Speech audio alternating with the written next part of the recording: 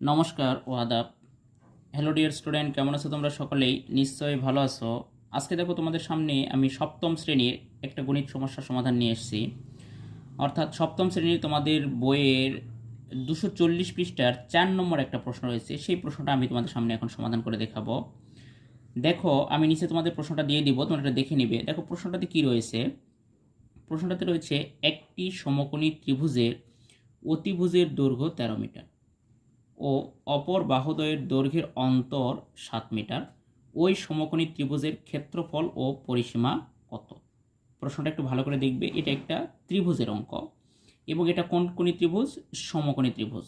তাহলে একটি সমকোণী ত্রিভুজের অতিভুজের দৈর্ঘ্য 13 মিটার ও অপর বাহুদ্বয়ের দৈর্ঘ্যের অন্তর মানে হচ্ছে ব্যবধান বা পার্থক্য হচ্ছে 7 মিটার।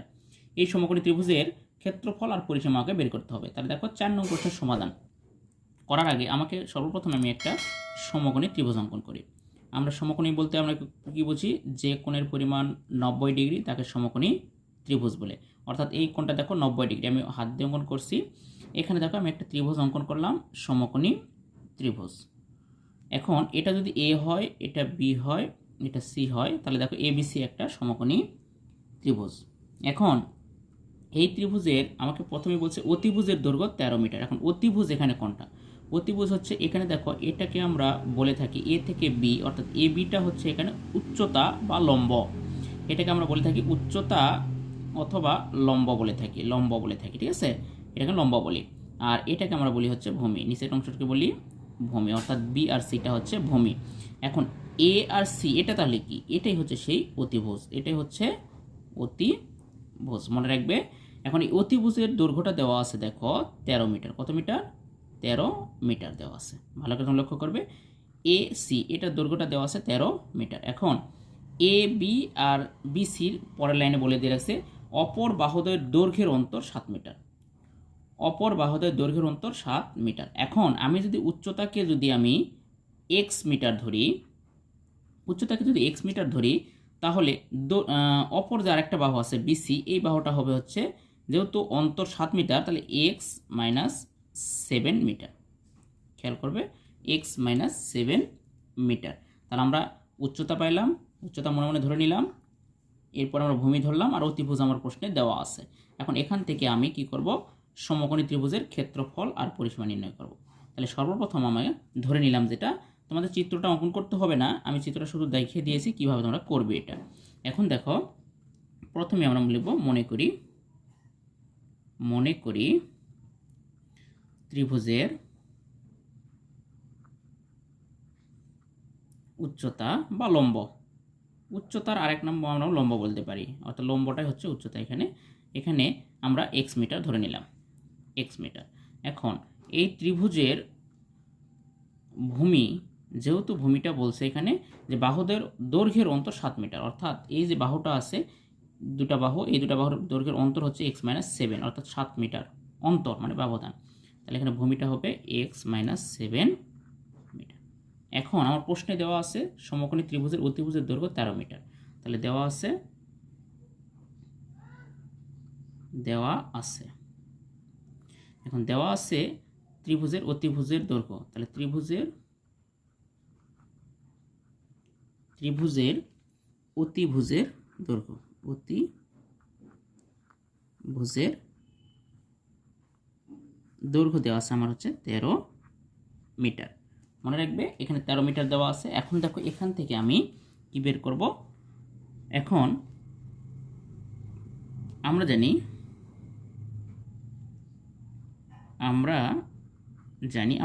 দেখো একটু খেয়াল করো। আমরা জানি যে অতিভুজ স্কয়ার সমান সমান ভূমি স্কয়ার যোগ হচ্ছে উচ্চতা বা লম্ব স্কয়ার। অর্থাৎ এটা একটা পিথাগোরাসের সূত্র। তো আমরা কীভাবে লিখতে পারি? দেখো, যে উচ্চতা উপর স্কয়ার প্লাস ভূমি এটার উপরে হোল স্কয়ার সমান সমান অতিভুজ এটার উপরে স্কয়ার। এটা হচ্ছে একটা স্কয়ার দিলাম, এটা হচ্ছে পিথাগোরাসের সূত্র, পিথাগোরাসের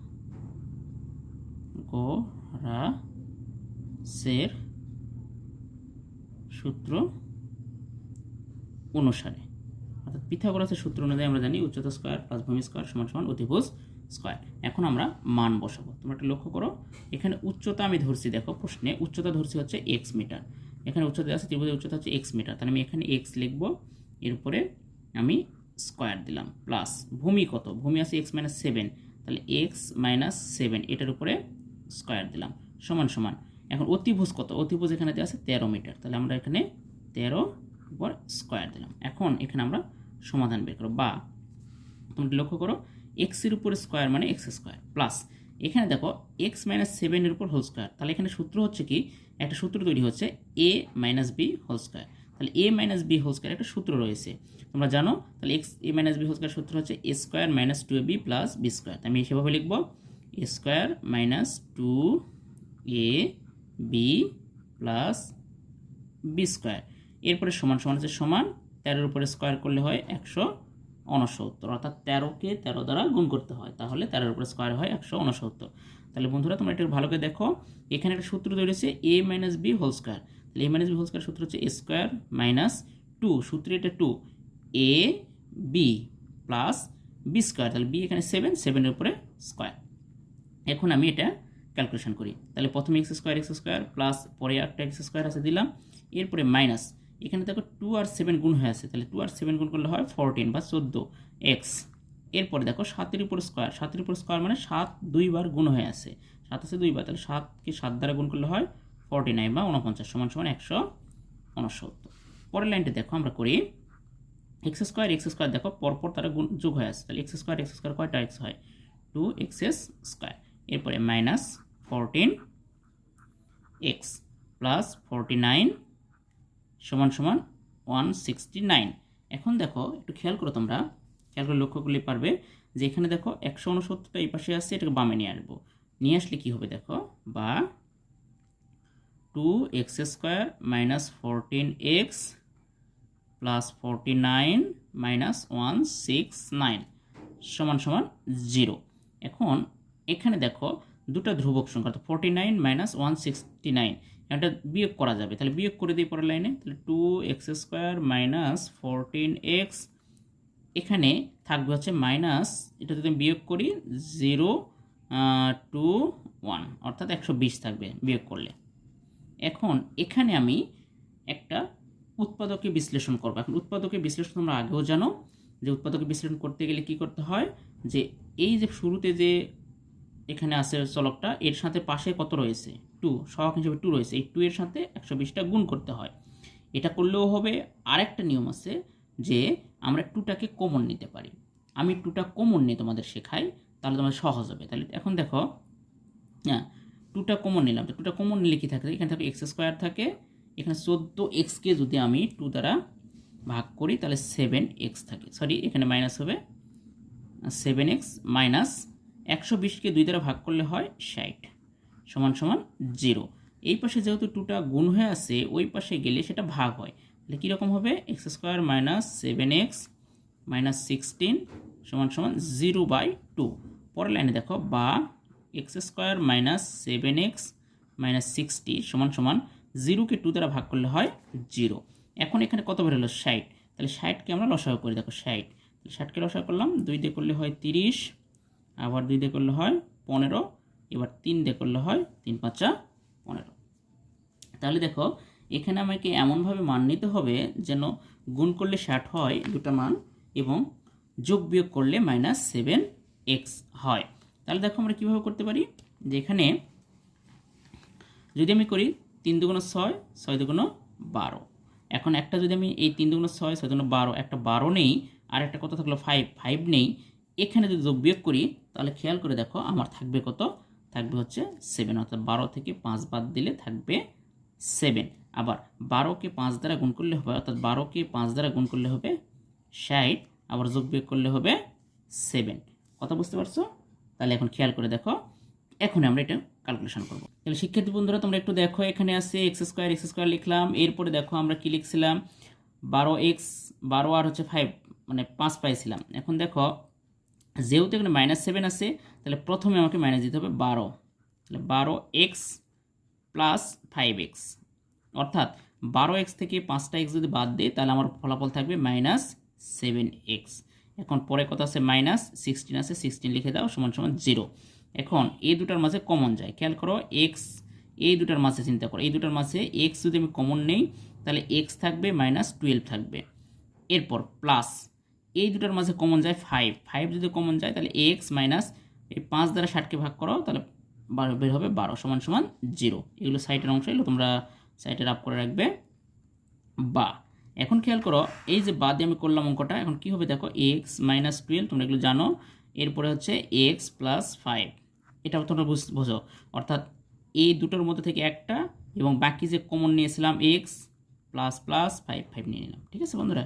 এরপরে দেখো বা আমি একটু অপর পৃষ্ঠায় করি, তোমরা লক্ষ্য করো, দেখো আমরা সর্বশেষ পেয়েছিলাম এক্স -12 আর হচ্ছে এক্স প্লাস 5। তাহলে আমরা এখান থেকে অঙ্কটা করি, আমরা একটু সমাধান করি। দেখো সমাধানটা হচ্ছে বা এক্স -12 সমান সমান 0 বা এক্স সমান সমান 12।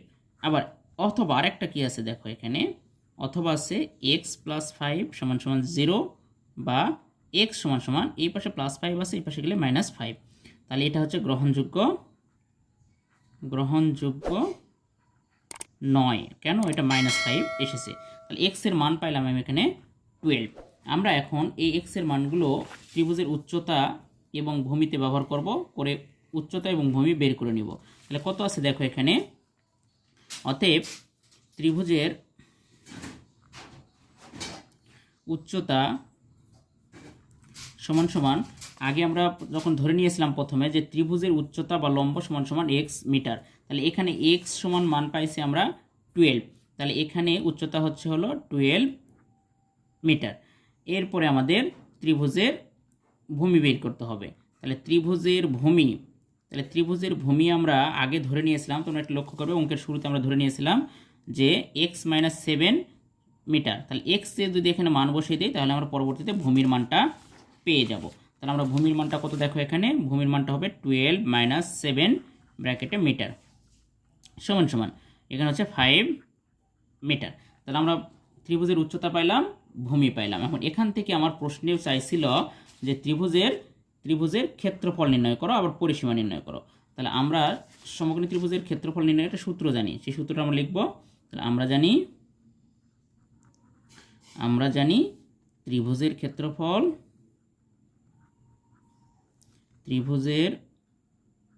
ক্ষেত্রফল সমান সমান হাফ গুণন ভূমি গুণন উচ্চতা।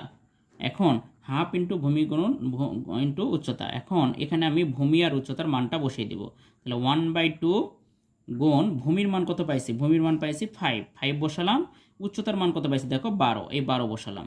তাহলে এখন খেয়াল করো এখানে 2 দ্বারা 12কে কাটা যায়, 6, তাহলে 5 আর 6 যদি আমি করি এখানে, এটা হচ্ছে বর্গমিটার হবে, এটা বর্গমিটার। তাহলে এখানে 5 আর 6 গুণ করলে 5 6 30, অর্থাৎ 30 বর্গ মিটার। আমরা ত্রিভুজের ক্ষেত্রফল পাইলাম 30 বর্গমিটার। এখন আমরা বের করব ত্রিভুজের পরিসীমা। অতএব আমরা জানি ত্রিভুজের পরিসীমা, তাহলে ত্রিভুজের পরিসীমা সমান আমরা কি জানি, ত্রিভুজের পরিসীমা সমান আমরা জানি ত্রিভুজের 3 বাহুর সমষ্টি। তাহলে 3 বাহুর সমষ্টি। এখন 3 বাহুর সমষ্টি এখানে কত, এখন দেখো আমরা একটা বাহু পাইছিলাম, উচ্চতা পাইছিলাম 12 মিটার, ভূমি পাইছিলাম 5 মিটার, আর এখানে আমরা অতিভুজ আমাদের প্রশ্নে দেওয়া ছিল 13 মিটার। তাহলে এই তিনটা আমরা যোগ করব। তাহলে এখানে কি কি পাই আমরা দেখো, তাহলে দেখো 3টি বাহুর সমষ্টি। এখন এই 3টি বাহুর সমষ্টি থেকে আমরা কি বের করব, দেখো যে 3টা বাহু কি কি ছিল, ভূমি ছিল, উচ্চতা ছিল, অতিভুজ ছিল। এখন এইগুলো আমরা মান বসাবো। তাহলে ত্রিভুজের ভূমি কত ছিল দেখো, ভূমি ছিল হচ্ছে হলো 5, উচ্চতা ছিল 12 আর অতিভুজ ছিল 13, এটা হচ্ছে মিটার, এটা মিটার আসবে, এটা হচ্ছে মিটার। তাহলে এখানে ফলাফল আসলো 13 মিটার, অর্থাৎ 5 12 আর 13 যোগ করলে হয় 30 মিটার। তাহলে অতএব আমরা কি পাইলাম, ত্রিভুজের ক্ষেত্রফল সমান সমান 13 মিটার বর্গমিটার। ত্রিভুজের পরিসীমা সমান সমান 13 মিটার। তাহলে এই দুটাই আমার হচ্ছে অ্যান্সার। তাহলে তোমরা একটু লক্ষ্য করো কত সহজে আমরা অঙ্কটা করতে পারলাম। তাহলে ত্রিভুজের ক্ষেত্রফল আর পরিসীমা দেখো দুটো সমান সমান, আর ত্রিভুজের পরিসীমা আমরা কিভাবে পাই তোমরা একটু লক্ষ্য করো। একটা ত্রিভুজ যদি হয়ে থাকে, এই ত্রিভুজে তিনটা বাহু আছে, একটা দুইটা তিনটা, এই তিনটা বাহুকে আমরা যোগ যদি করি তাহলে আমরা এই ত্রিভুজের পরিসীমাটা পেয়ে থাকি। ঠিক আছে বন্ধুরা, তাহলে সকলেই ভালো থাকবে এবং পরবর্তীতে 5 নম্বর অঙ্কটা সমাধান করে দেবো আমি তোমাদের, সেটা দেখার জন্য অনুরোধ রইল। আমাদের ভিডিওগুলি ভালো লাগলে অবশ্যই লাইক, কমেন্টস এবং শেয়ার করবে। ধন্যবাদ সকলকে।